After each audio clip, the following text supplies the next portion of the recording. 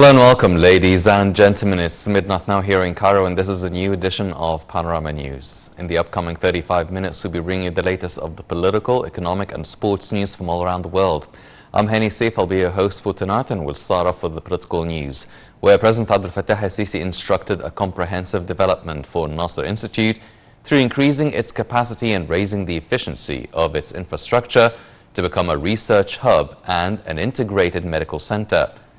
The President's directives came during a meeting to follow up on the ongoing national projects in the sectors of health, education and scientific research.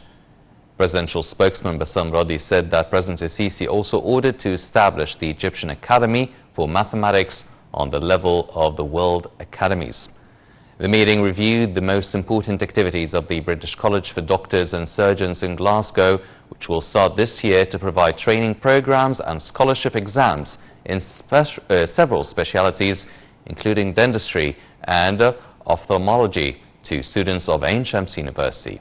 In this regard, the head of state directed to establish a new headquarters for the British College in the new administrative capital. Meanwhile, the President was briefed on the latest developments of the national projects for comprehensive health, insurance and plasma, as well as the latest developments of the coronavirus pandemic.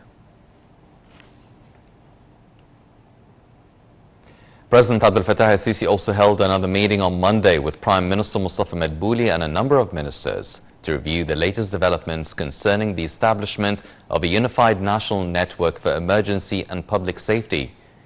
During the meeting, President al-Sisi was briefed on the progress report of several projects in some governorates, a step to circulate the new system across the nation through connecting emergency units and vital facilities as ambulance and healthcare authorities, as well as sectors of petroleum, electricity and traffic devices. The President instructed to boost coordination among the concerned parties of the state to ensure the optimal operation for this integrated system and achieve its main targets to accelerate dealing and responding of the state bodies to manage emergencies and crises in a short period. Arab League Secretary General Ahmed Abulghait arrived in Moscow on Monday. In a joint press conference with Russian Foreign Minister Sergei Lavrov and Foreign Minister Sameh Shoukry, Abulghait asserted that the Arab country's stance towards the Ukrainian crisis stands for supporting reaching a settlement through diplomatic dialogue which preserves peace and the people's safety. He stressed on the significance of abiding by principles of international law and the UN accords that aim at relieving tension and returning to normal life in this region.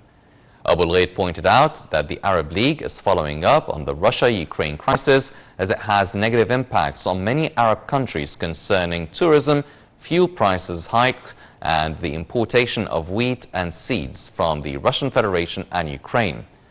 Both Shoukry and Abulghait are among an Arab ministerial delegation representing an Arab contact group formed by the League on March 9th to probe the Ukrainian crisis and its repercussions on Arab states.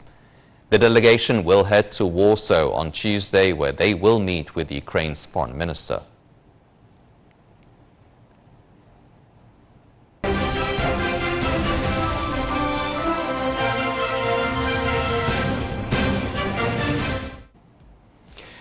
And we start off with Egypt's stock market indices fluctuating in the trading session on Monday by investors selling and purchasing operations in both directions. Analysts said that Arab and foreign investment funds were selling shares in profit-making deals, while local investors were making use of new, lower prices and purchasing more shares. The benchmark EGX 30 index went down by 0.27%. The EGX 70 index for small and medium businesses went up by 0.57%. And the broader EGX 100 index also went up by 0.43%. The market capitalization lost £147 million to close at £739.273 billion amid transactions of about £2 billion.